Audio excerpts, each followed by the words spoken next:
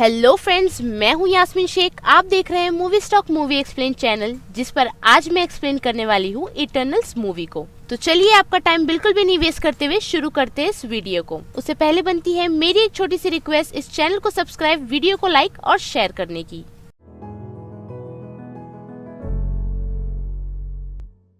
कहानी की शुरुआत एक इंट्रो दिखा करके की जाती है, जहाँ पर हमें ये पता चलता है कि 6 सिंगुलैरिटीज के पहले, यानी कि इन्फिनिटी स्टोन के पहले सेलेस्टियल्स आए थे। उनमें से उनका प्राइम सेलेस्टियल यानी कि एरिज्म ने लाइट क्रिएट की थी। इट मीन्स कि उसने सन क्रिएट किया था, जिस वजह से इंसान की प्रजाति का जन्म हुआ। सब कुछ ठीक चल रहा था, लेकिन अचानक से एक अलग प्रजाति ने जन्म लिया, यानी कि प्रीडिएटर्स का जन्म हुआ, जिन्हें ये लोग डेवियंस कहते हैं। और ये डेवियंस इंसानों और जानवरों को खाने लगे। तो इंसान की प्रजाति को बचाने के लिए एरिज्म ने एटर्नल्स को भेजा, यानी कि इमॉर्टल्स हीरो को ओलंपिया प्लेनेट से उसने अर्थ पर भेजा, ताकि इटर्नल्स डेवियन का खात्मा कर सके। और हमें ये भी पता चलता है कि इटर्नल्स को एरिज्म पे काफी भरोसा है, जिसकी बात सुन के वो लोग अर्थ पर आए हैं। और उस एटर्नल्स में एक प्राइम एटर्नल्स था, जिसका नाम एजाक था, और इसी वजह से काफी चीजें बदल गई। फिर ये इंट्रो हटता है और हमें दिखाए जाते हैं इटर्नल्स, जहाँ पर हमें एजैक का कैरेक्टर दिखाया जाता है,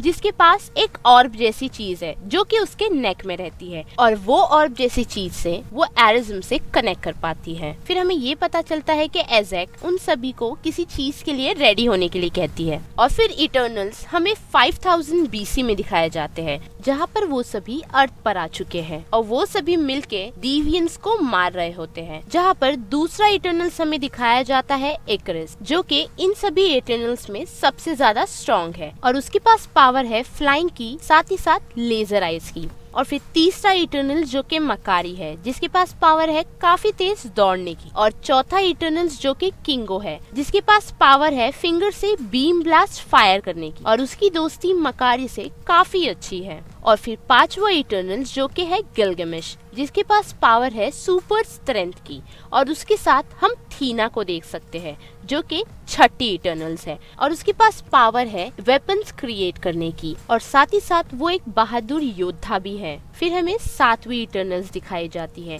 जो कि है स्पिरिट, और उसके पास पावर है लोगों को छलावा दिखाने की। और फिर 8वां इटर्नल्स दिखाया जाता है, जो कि है फेस्टोस, जिसके पास पावर है चीजें इन्वेंट करने की। फिर 8वां इटर्नल्स जो कि है ड्रूग, और उसके पास पावर है लोगों को मैनिपुलेट करना। फिर हमें आखिरी इटर्नल्स दिखाया जाता है, जो कि है 10वां, और उसका नाम है सर्सी, जिसके पास पावर है चीजें बदलने की, जैसे कि वो पत्थर को पानी में बदल सकती है, और साथ ही साथ पत्थर को पेड़ में बदल सकती है। और फिर ये सीन हटता है, हमें दिखाया जाता है प्रेजेंट का सीन, जहाँ पर हम सर्सी को देखते हैं, जो कि लंदन में रहती है, और वो एक ब्रिलियंट म्यूजियम साइंटिस्ट है, जो बच्चों को इतिहास पढ़ाती है। और उसी बीच वहाँ पर अर्थक्वेक आ जाता है, जहाँ पर हम सर्सी को उसकी पावर यूज करते हुए देखते हैं, जो कि एक बड़े पत्थर को डस्ट में बदल देती है। और फिर रात के वक्त हम डैन और सर्सी को पार्टी करते हुए देखते हैं, जहाँ पर हमें स्प्राइट भी दिखाई देती है, जो उस पार्टी में एक यंग औरत बन के आती है, लेकिन वहाँ पर उसका ये प्लान फेल हो जाता है, और वो वहाँ से चली जाती है।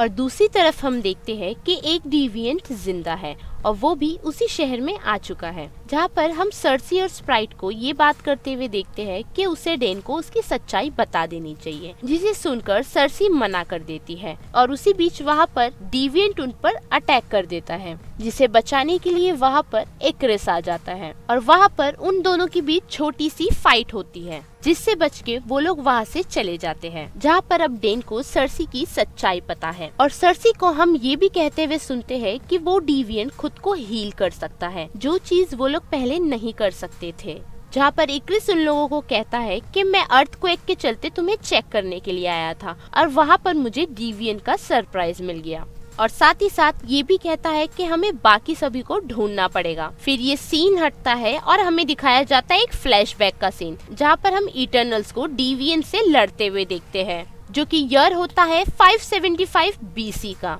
जहाँ पर हम एजैक के कैरेक्टर को देखते हैं जो कि एरिज्म से बात कर रही होती है, जहाँ एरिज्म उन लोगों को कह रहा होता है कि तुम लोग काफी अच्छा काम कर रहे हो, जहाँ एजैक उन्हें टोक करके ये कहती है कि मैंने इस प्लेनेट के बारे में कुछ स्पेशल नोटिस किया है, जिसे सुनकर एरिज्म उसे कहता है कि तुम लोगों को इस प्लेनेट से अटैच होने की कोई जरूरत नहीं है, जिसे सुनकर एजैक वहाँ से चली जाती है। और फिर अगले सीन में हम फेस्तुस को देखते हैं जो कि एक इंजन बनाता है, जिसे देखकर एजैक उसे कहती है कि ये चीज काफी जल्दी हो जाएगी, जिसे सुनकर फेस्तुस एक हल बना देता है और वहाँ पर खड़ी सर्सी उसे कहती है कि इस चीज की गांव में काफी जरूरत है, जिसे सुनकर फेस्तुस काफी खुश हो जाता है। और दूसरे सीन में हम देखते हैं कि स्प्राइट लोगों को स्टोरी सुना रही होती है और वहाँ पर हम देखते हैं कि इक्रिस और थीना की अच्छी नहीं बनती है और फिर वो सभी अपनी रात काफी अच्छे से गुजारते हैं, जहाँ पर हम एजैक को इक्रिस से बात करते हुए देखते हैं, जहाँ उसे वो कहती है कि तुम्हारा फेथ एरिज्म के लिए काफी स्ट्रॉन्ग है, लेकिन तुम्हें अपने लिए भी जिंदगी जीनी चाहिए, जाओ जाकर सर्सी को कह दो कि तुम उसे पसंद करते हो। और फिर दूसरे सीन में हमें सर्सी दिखाई जाती है जो कि लोगों की मदद कर रही होती है और वहाँ पर इक्रिस आ जाता है जो उसे कहता है कि तुम मुझे बहुत पसंद हो। और फिर इक्रिस और सर्सी के बीच हमें एक रिलेशनशिप दिखाई जाती है, जहाँ पर वो दोनों शादी भी कर लेते हैं। और फिर ये सीन प्रेजेंट में आता है, जहाँ पर हम सर्सी, आइजैक और स्प्राइट को एजैक के घर जाते हुए देखते हैं, जहाँ जाकर उन्हें पता चलता है कि एजैक की डेथ हो चुकी है। और ये देख करके स्प्राइट कहती है कि शायद वही लंदन वाले डेविएंट ने आइजैक को मारा है, क्योंकि उसके पास आइजैक जैसी पावर थी जो खुद को हील कर सकता था।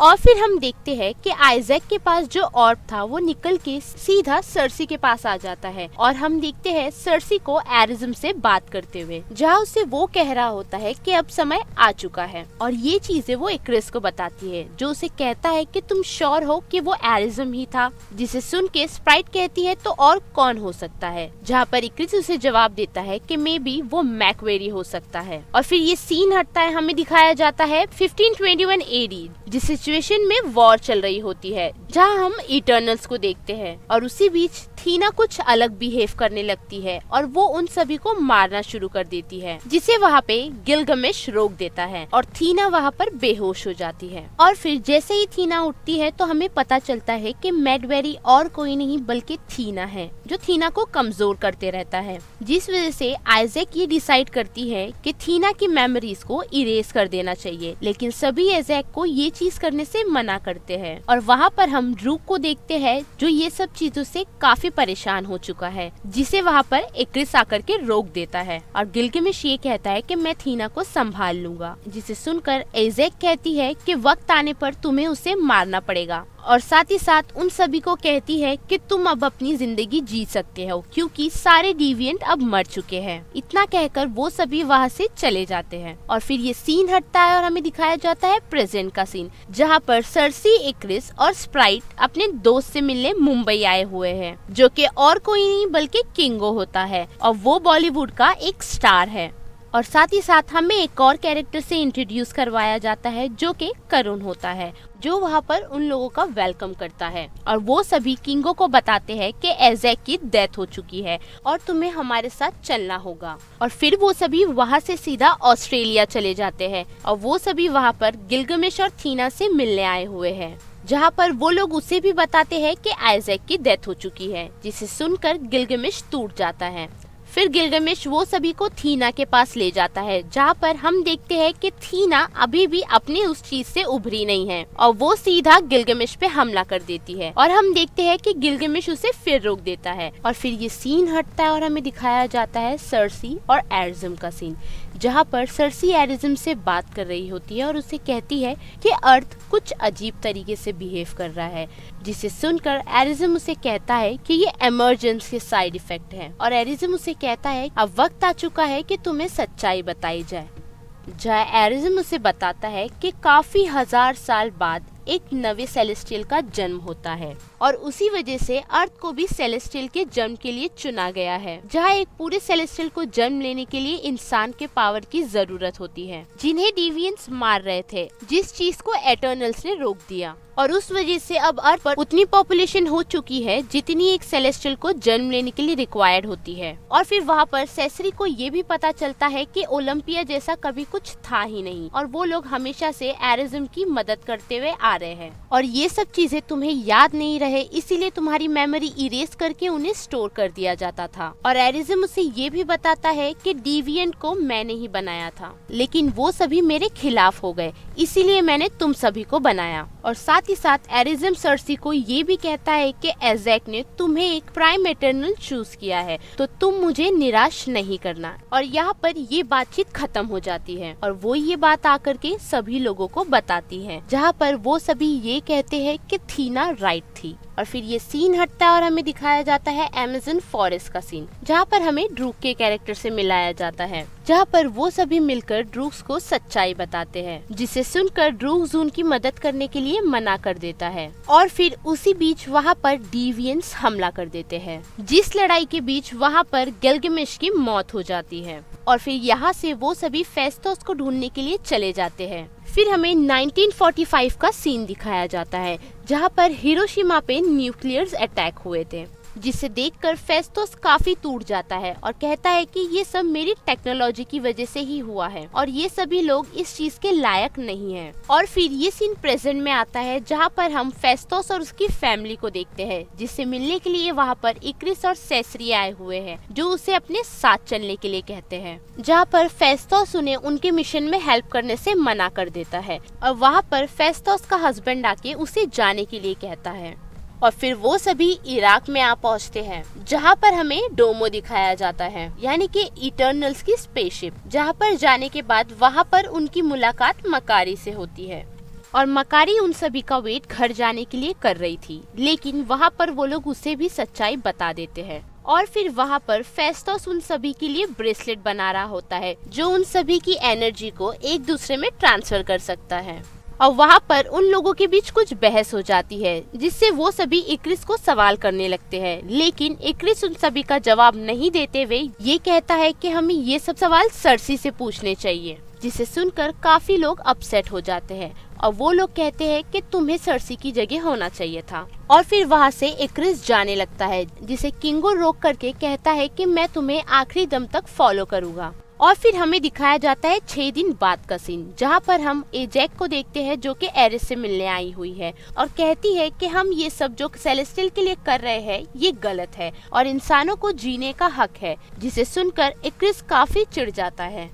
और उसे अलास्का ले जाता है, जहाँ वो एज़ेक को कुछ डिविएंट्स को दिखाता है, जो कि बर्फ की वजह से वहाँ फंसे हुए हैं और मैं तुम्हें एरिज्म को धोखा देने नहीं दूंगा। इतना कहकर वो एज़ेक को उन डिविएंट्स के पास धक्का दे देता है, जहाँ पर एक डिविएंट एज़ेक को मार देता है और उसकी पावर को एब्जॉर्ब कर लेता है। और फिर वो डिविएंट एज़ेक की पावर से बाकी डिविएंट्स को भी अपग्रेड कर देता है। और फिर हम देखते हैं कि सर्सी इक्रिस से बात करने के लिए आ पहुंची है, जिनकी बातचीत के बीच सर्सी को ये एहसास हो जाता है कि सेलेस्टियल का जन्म हो रहा है। और फिर सर्सी सीधा फेस्टोस के पास जाकर के ये पूछती है कि ब्रेसलेट तैयार हुआ या नहीं, जिसे फेस्टोस ना कहता है और उसे कहता है कि मुझे थोड़ा और वक्त चाहिए। और साथ ही साथ मकारी को वो अपना मैप देख करके ये कहता है कि पता करो सेलेस्टियल का जन्म किस लोकेशन पे हो रहा है, जहाँ मकारी को उस जगह की लोकेशन मिल जाती है। और फिर इक्रिस को हम देखते हैं कि वो फेस्टोस की पूरी इन्वेंशन को तोड़ देता है, जहाँ सर्सी को वो कहता है कि इमरजेंस होना चाहिए। और ड्रूग उन सभी को ये बताता है कि एज़ेक को और किसी ने नहीं बल्कि इक्रिस ने ही मारा है, जहाँ पर इक्रिस उन सभी को कहता है कि मेरे साथ आ जाओ, वरना ऐसा ना हो कि मुझे तुम सभी को मारना पड़े। और इतना कहकर वो वहाँ से जा रहा होता है, तो उसे स्प्राइट रोककर कहती है कि मैं भी तुम्हारे साथ चलूंगी। और उसी बीच वहाँ पर मकारिया पहुँचती है, जो उन सभी से पूछती है कि स्प्राइट क्यों गई इक्रिस के साथ, जहाँ किंगो सभी को बताता है कि स्प्राइट इक्रिस से प्यार करती थी, इसीलिए वो उसके साथ चली गई।